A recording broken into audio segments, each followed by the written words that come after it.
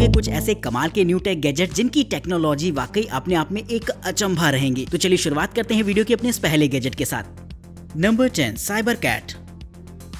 दोस्तों अब मैं आपको एक ऐसा रोबोटिक गैजेट दिखाने वाला हूं जो कि खास तौर पर ऐसे टफ ट्रेन्स पर चलने के लिए बनाया गया है जहां पर नॉर्मल किसी भी तरीके का रोबोटिक व्हीकल नहीं चल पाता। अगर आप इसका शेप देखेंगे तो काफी इसे स्लिम बनाया गया है और इसके निचले हिस्से में आपको चैन मैकेनिज्म देखने को मिल जाता है, यानी कि इसमें नॉर्मल व्हील्स का इस्तेमाल ना करके चेन का इस्तेमाल किया गया है जिससे कि किसी भी तरीके के रास्तों पर आसानी से मूवमेंट कर सकता है। इसके ऊपर अलग अलग तरीके के अटैचमेंट्स लगाए जा सकते हैं अपनी जरूरत के हिसाब से, जैसे कि इसका इस्तेमाल हमारी आर्म फोर्सेस कर सकती हैं एक स्पाई रोबोट के तौर पर, और अलग अलग तरीके से इस रोबोट को इस्तेमाल किया जा सकता है। खास बात इस रोबोट में बस इतनी है कि इसका मूवमेंट काफी रैपिड होता है और ये किसी भी तरीके के ट्रेन्स में आसानी से मूवमेंट कर सकता है, जिससे कि इसके यूजर्स काफी ज्यादा बढ़ जाते हैं और इसे अलग अलग जगहों पर इस्तेमाल किया जा सकता है अलग अलग तरीकों से।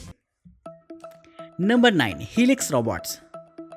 अब जो रोबोट मैं आपको दिखाने वाला हूँ वो काफी मल्टीपर्पस रोबोट होता है, क्योंकि इसकी डिजाइन ही कुछ ऐसी बनाई गई है जिससे कि इसे आप नॉर्मल सरफेस के अलावा ऐसी जगहों पर भी चला सकते हैं जहां पर नॉर्मल किसी भी रोबोटिक गैजेट का जाना लगभग नामुमकिन होता है। जैसे कुछ ऐसे दलदली इलाके होते हैं जहां पर कोई भी चेन मैकेनिज्म वगैरह काम नहीं आता, वहां पर भी आसानी से मूवमेंट कर सकता है। इसकी खास बात ये होती है कि इसके नीचे रोलर्स लगे होते हैं और इन रोलर्स को कुछ ऐसे बनाया गया है कि इसे पानी के साथ साथ आप दलदली जगहों पर भी आसानी से चला सकते हैं। वहीं ये बर्फ वगैरह पर भी इजीली मूवमेंट कर सकता है, जिससे कि इसका इस्तेमाल आप अलग अलग जगहों पर अलग अलग तरीके से कर सकते हैं। जैसे कि अगर आप चाहें तो इसे एक ट्रांसमिशन सेंटर बनाया जा सकता है, या फिर इसमें टावर वगैरह के भी इक्विपमेंट्स को इंस्टॉल किया जा सकता है जरूरत के हिसाब से, और रेस्क्यू मिशंस में भी ये काफी हेल्पफुल रहेगा, जिससे कि हमारी आर्म फोर्सेस भी इसका इस्तेमाल कर सकती हैं।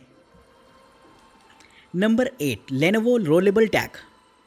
दोस्तों आपने कर्व डिस्प्ले देखी होंगी, फ्लैट डिस्प्ले देखी होंगी, फोल्डेबल डिस्प्ले भी देखी होंगी, लेकिन शायद ही कभी एक ऐसी डिस्प्ले के बारे में सोचा हो जिसे कि आप पेपर की तरह फोल्ड कर पाए। लेकिन लेनोवो एक ऐसे ही डिस्प्ले पर काम कर रहा है जिसमें कि आपको रोलेबल टेक्नोलॉजी मिल जाती है। इसी तरीके के आपको मोबाइल फोन और लैपटॉप्स हो सकता है इन फ्यूचर देखने को मिले, जहां पर डिस्प्ले का साइज तो छोटा हो, लेकिन जब भी आपको एक बड़ी डिस्प्ले की जरूरत हो तो आप अपनी फोन की लंबाई को बढ़ा सकें या फिर अपनी कंप्यूटर डिस्प्ले की लंबाई को बढ़ा सकें अपनी जरूरत के हिसाब से। ये बात सुनने में थोड़ी सी अजीब जरूर से लगती है, लेकिन इसमें डिस्प्ले को नीचे के हिस्से में फोल्ड कर दिया जाता है और जब आप इसे ओपन करते हैं तो ये डिस्प्ले ऊपर की तरफ शिफ्ट हो जाती है और आपको एक वाइड डिस्प्ले मिल जाती है। ये टेक्नोलॉजी आपको फोन के साथ साथ लैपटॉप्स में भी देखने को मिलेगी, जिससे कि लैपटॉप्स और फोन दोनों ही समय के साथ साथ और कॉम्पैक्ट हो जाएंगे और जब भी आपको एक बड़ी डिस्प्ले की जरूरत होगी तो ये अपने आप को फिर से ओपन कर लेंगे, जिससे कि आप अपना काम आसानी से कर पाए। तो ये टेक्नोलॉजी अपने आप में वाकई काफी यूनिक है और फ्यूचर में बहुत पॉपुलर भी होने वाली है, जिसके लिए दोस्तों एक लाइक तो बनता है।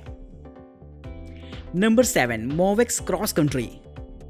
दोस्तों अब मैं आपको एक ऐसा हैवी लोड कैरियर रोबोट दिखाने वाला हूं जिसका इस्तेमाल ऐसी जगहों पर भी किया जा सकता है जहां पर नॉर्मल ट्रक्स का जाना लगभग नामुमकिन होता है, यानी कि ऐसी उबड़ खाबड़ जगह जहां पर आपको रोड ही ना दिखाई दे बल्कि आपको पत्थरों पे व्हीकल को ऑपरेट करना हो। तो इस तरीके का व्हीकल खास तौर पर ऐसी ही सिचुएशंस के लिए बनाया गया है जहां पर चेन मैकेनिज्म का इस्तेमाल किया जाता है इस रोबोट को ऑपरेट करने के लिए। इसके ऊपर पेलोड कैरियर होता है जहां पर आप काफी सारा सामान वगैरह रख सकते हैं। इनफैक्ट अगर आप चाहें तो बड़े बड़े कंटेनर्स वगैरह को भी इसमें लोड कर पाएंगे। साइज में छोटा होने की वजह से इसका मूवमेंट काफी आसान होता है और ये किसी भी तरीके के रास्तों में इजीली ऑपरेट किया जा सकता है। इसका इस्तेमाल आप ट्रांसपोर्टेशन के लिए तो कर ही सकते हैं, वहीं दोस्तों हमारी आर्म फोर्सेस के लिए भी काफी इंपॉर्टेंट हो जाता है, जिससे कि इजीली उन्हें सप्लाई पहुंचाई जा सकती है इस तरीके के रोबोट्स के माध्यम से। नंबर 6 रेजेंट सी ग्लाइडर। सी प्लेन्स के बारे में तो आपने जरूर से सुना होगा, जो कि देखने में नॉर्मल आपको एक चार्टर्ड एयरक्राफ्ट जैसे लगते हैं, लेकिन ये टेक ऑफ पानी से करते हैं। जी हाँ दोस्तों, इसे कुछ इस तरीके से बनाया जाता है कि इसकी टेक ऑफ और लैंडिंग पानी पर ग्लाइड करते हुए होती है, जो कि इसे थोड़ा नॉर्मल एयरक्राफ्ट से अलग बनाती है। तो एक तरीके का ऐसा ही एयरक्राफ्ट है जिसे कि खास तौर पर पर्सनल यूज में इस्तेमाल करने के लिए बनाया गया है। हालांकि साइज में बहुत बड़ा नहीं होता है, लेकिन इसका इस्तेमाल आप एक पैसेंजर एयरक्राफ्ट के तौर पर कर सकते हैं, जिसका फ्लाइंग एक्सपीरियंस अपने आप में काफी अलग होगा। तो इस तरीके के प्लेन्स हो सकता है आपको इन फ्यूचर पानी में चलते हुए देखने को मिले, जिससे कि आप नॉर्मल एयरपोर्ट्स के अलावा भी पानी से टेक ऑफ और लैंडिंग का मजा ले पाएंगे। नंबर 5 ऑटोबॉक।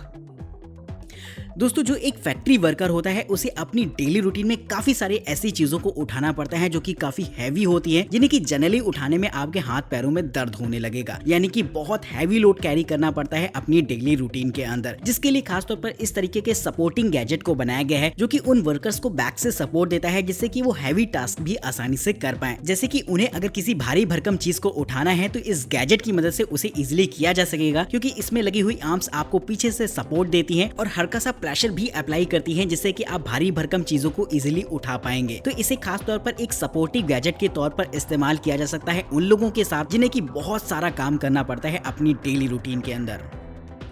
Number 4, hydrous.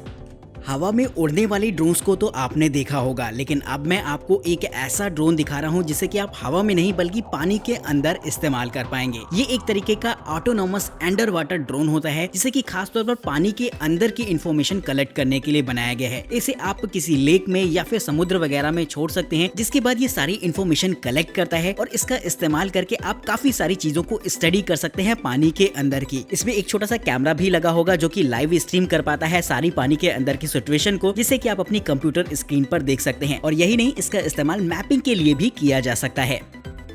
नंबर 3, ओरबा। दोस्तों, म्यूजिकल इंस्ट्रूमेंट्स को प्ले करना किसे पसंद नहीं होता, लेकिन हम में से बहुत सारे लोग ऐसे होते हैं जो कि ऐसी चीजों को इस्तेमाल करना सही से जानते भी नहीं है। लेकिन अब मैं आपको एक ऐसा गैजेट दिखाने वाला हूं जिससे कि आप अलग अलग तरीके के म्यूजिकल इंस्ट्रूमेंट की साउंड निकाल सकते हैं इस छोटे से गैजेट के माध्यम से। देखने में तो यह आपको एक छोटे से पेपर वेट जैसा लगता है, लेकिन इसमें आपको अलग अलग टचेबल्स बटन्स दे रखी होती हैं, जिनका इस्तेमाल करके आप अलग अलग तरीके की म्यूजिक को प्रोड्यूस कर सकते हैं। ये पूरी तरीके से कस्टमाइजेबल गैजेट होता है, जिसमें कि आप अलग अलग तरीके की म्यूजिकल इंस्ट्रूमेंट्स की आवाजें डाल सकते हैं और अपनी मस्ती के लिए उसे प्ले कर सकते हैं। Number 2, Zendure super base 5। दोस्तों, जब भी घरों में लाइट चली जाती है तो हम लोग इन्वर्टर्स और जनरेटर्स वगैरह का इस्तेमाल करते हैं, लेकिन इन्वर्टर्स की अपनी कुछ लिमिटेशंस होती हैं जिनसे कि आप हैवी अप्लायंसेस नहीं चला सकते। साथ ही साथ दोस्तों, जनरेटर्स वगैरह में भी काफी फ्यूल एक्सपेंसेस हो जाते हैं, जिन्हें कि जनरली अफोर्ड करना थोड़ा सा मुश्किल हो जाता है। लेकिन अब मैं आपको एक ऐसा पावर बैकअप सिस्टम दिखाने वाला हूं जिसे कि आप स्मार्टली इस्तेमाल कर पाएंगे अपनी जरूरत के हिसाब से। इसके साथ आपको एक कंट्रोल यूनिट मिल जाती है जो कि मल्टीपल बैटरी से अटैच्ड होती है, जिसे कि आप अपने हिसाब से चुन सकते हैं। इसका पूरा का पूरा कंट्रोल आपके मोबाइल फोन ऐप पर रहेगा, जहां से आप अपनी डिवाइस को कस्टमाइज कर सकते हैं। और यही नहीं, अगर आप चाहें तो इससे हैवी अप्लायंसेस को भी ऑपरेट कर पाएंगे। इसमें सोलर चार्जिंग के भी ऑप्शंस देखने को मिल जाते हैं, जिससे कि आप इस पावर यूनिट को सोलर चार्जिंग दे सकते हैं। और यही नहीं, नॉर्मल बैटरी भी आप चार्ज कर सकते हैं इस गैजेट की मदद से। तो एक कमाल की पावर बैंक के तौर पर यह आपके लिए काम करता है, जो कि आपके पूरे घर के लिए एक कमाल का पावर बैकअप रहेगा। Number 1, tricky ski. दोस्तों, नॉर्मल जो स्कीज होती हैं उन्हें इस्तेमाल करने के लिए काफी परफेक्शन की जरूरत होती है। अगर आप काफी बैलेंस्ड हैं स्कीज के साथ, तभी आप उन्हें इस्तेमाल कर सकते हैं बर्फ में। लेकिन अब मैं आपको एक ऐसी स्की दिखाने वाला हूं जिसे कि आप एक बाइसिकल के तौर पर ऑपरेट कर पाएंगे। जी हां दोस्तों, ये एक तरीके की ऐसी स्मार्ट स्की होती है जिसमें कि आपको एक हैंडल का सपोर्ट मिल जाता है, जिससे कि इसे ऑपरेट करना काफी आसान रहेगा। और ये स्कीज काफी बैलेंस्ड भी रहती है बर्फ पर, जिससे कि कोई भी इन्हें इजिली इस्तेमाल कर सकता है। तो अगर आप भी बर्फ पर ढेर सारी मस्ती करना चाहते हैं तो इस तरीके के गैजेट को चुन सकते हैं अपनी जरूरत के हिसाब से, जिसके लिए दोस्तों एक लाइक तो बनता है। आज की इस वीडियो में इतना ही। चैनल को सब्सक्राइब करिएगा, वीडियो इंटरेस्टिंग लगी हो तो लाइक करना बिल्कुल मत भूलिएगा। तब तक के लिए नमस्कार, जय हिंद।